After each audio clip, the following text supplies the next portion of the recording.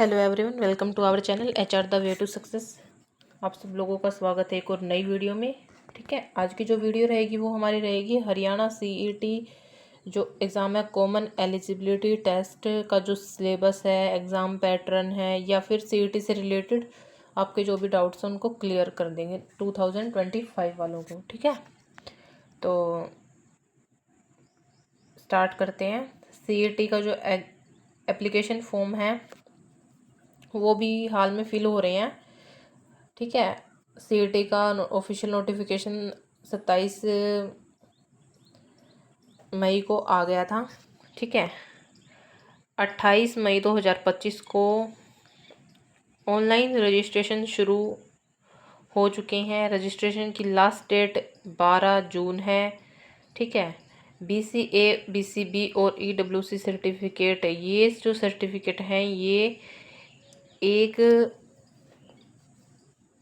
अप्रैल 2025 या उसके बाद जिनके बन रखे हैं वही वैलिड माने जाएंगे। उनको अपडेट ज़रूर करा लें। अगर किसी ने अपडेट नहीं कराया तो उनके जो है फॉर्म्स रिजेक्ट हो सकते हैं।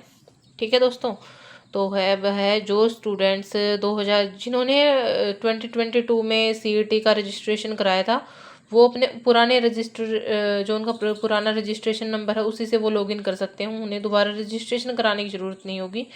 ठीक है, जिन्होंने 22 में एग्ज़ाम दिया है या रजिस्ट्रेशन कराया था तो वो उसी रजिस्ट्रेशन नंबर से ही अपना लॉगिन कर सकते हैं।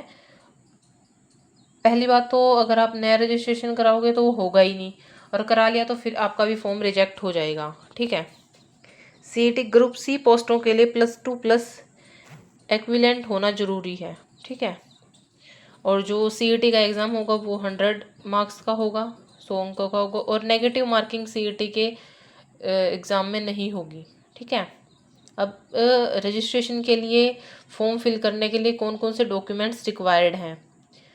10th 12th की मार्कशीट, आपका पासपोर्ट साइज़ फ़ोटो, आपका सिग्नेचर, आपका आधार कार्ड, आपका परिवार पहचान पत्र यानी कि फैमिली ID, आपका हरियाणा बोनाफाइड रेजिडेंट सर्टिफिकेट यानी कि आपका डोमिसाइल, BCB और BCA certificate new issued after date 1/4/25 यानी कि 1 अप्रैल 2025 के बाद के बने हुए BCB और BCA सर्टिफिकेट, उससे पहले के बने हुए वैलिड नहीं होंगे। मैं आपको फिर बता रही हूँ, आपका फॉर्म रिजेक्ट हो जाएगा। ठीक है, नेक्स्ट है मिनिमम क्वालिफाइंग मार्क्स, कि यानी कि CET के एग्ज़ाम को क्वालिफाई करने के लिए हमें कितने मार्क्स चाहिए। जो जनरल कैटेगरी के लोग हैं उनको 50%, रिजर्व कैटेगरी के लिए 40% होना जरूरी, यानी कि 100 में से 40 क्वेश्चन आपके ठीक होने चाहिए, 40% आपके नंबर आने चाहिए। और जो जनरल कैटेगरी के जो स्टूडेंट्स हैं उनको 50 और जो रिजर्व्ड कैटेगरी के हैं उनको 40। ठीक है, जनरल वालों को 50% और रिजर्व कैटेगरी वालों को 40%। और जो है अप्लाई करने के लिए हमारी जो एज लिमिट है वो 18 to 42 ईयर होनी चाहिए, यानी कि 18 से 42 साल होनी चाहिए। नेक्स्ट है हमारा CET के एग्ज़ाम की इम्पोर्टेंट डेट्स क्या हैं। ठीक है, अप्लाई स्टार्ट डेट 28 मई, मैंने आपको बताया था 28 मई से स्टार्ट हो चुके हैं। अप्लाई लास्ट डेट 12 जून 2025 है, और फीस डिपॉजिट यानी कि हम अपनी फ़ीस कब तक डिपॉजिट करा सकते हैं, 14 जून तक करा सकते हैं। अब है एप्लीकेशन फ़ीस।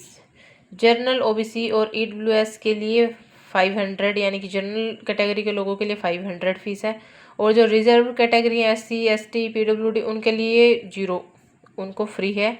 और मोड ऑफ पेमेंट का जो फॉर्म की पेमेंट है, जो 500 रुपये पेमेंट है फ़ोन की, वो ऑनलाइन मोड में होगी और कैश में हम पेमेंट नहीं कर सकते हैं। ठीक है,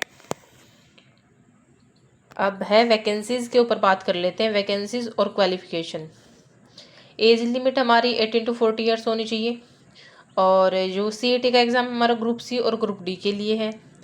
ग्रुप C में हमें गवर्नमेंट जॉब की ट्रेनिंग और ऑनलाइन जॉब फेयर, यानी कि ग्रुप C में हमें गवर्नमेंट जॉब मिलेगी और ऑनलाइन जॉब फेयर में भी हमें जॉब मिलेगी। क्वालिफ़िकेशन हमारी होनी चाहिए 12th पास और ग्रेजुएट। ठीक है, ये हमारी क्वालिफ़िकेशन के अकॉर्डिंग होगी, 12th पास और ग्रेजुएट। ग्रुप D पोस्ट के लिए 10th पास वाले अप्लाई कर सकते हैं। ठीक है, अब आते हैं एग्ज़ाम पैटर्न पर। हमारा एग्ज़ाम जो CET का एग्ज़ाम पैटर्न होगा वो कैसा होगा। मैंने आपको पहले बताया था कि एग्ज़ाम में नेगेटिव मार्किंग नहीं होगी, और जो हमारा एग्ज़ाम का टाइम होगा वो 1.25 घंटे का होगा, यानी कि 1 घंटा 45 मिनट का होगा। टोटल मार्क्स हमारे होंगे 100 और टोटल क्वेश्चन होंगे 100, यानी कि 100 क्वेश्चंस का हमारा CET का एग्ज़ाम होगा। और जो एवरी क्वेश्चन कैरी करेगा 1 मार्क्स, यानी कि हर एक क्वेश्चन का 1 मार्क होगा, 1 मार्क की वैल्यू होगी। अब हमारे सब्जेक्ट कौन कौन से होंगे, कितने उस सब्जेक्ट से रिलेटेड कितने क्वेश्चंस आएंगे, जितने क्वेश्चंस होंगे उतने ही मार्क्स होंगे, क्योंकि हर एक क्वेश्चन 1 मार्क्स कैरी करके चल रहा है। GK plus computer 15 marks, 15 questions, reasoning के 15 क्वेश्चंस, मैथ्स के 15 क्वेश्चंस, इंग्लिश के 15 क्वेश्चंस, हिंदी के 15 क्वेश्चंस, हरियाणा GK के 25 क्वेश्चंस, यानी कि सबसे ज़्यादा किसके, हरियाणा GK के। Thanks for watching. देखिए, अगर CET से रिलेटेड आपको कोई भी जो सब्जेक्ट्स हैं ये, इनसे रिलेटेड कोई भी आपको वीडियो चाहिए, कोई भी आपको PDF चाहिए, तो आप हम लोगों से कांटेक्ट कर सकते हैं, ठीक है। तो thanks for watching and subscribe our channel HR the way to success.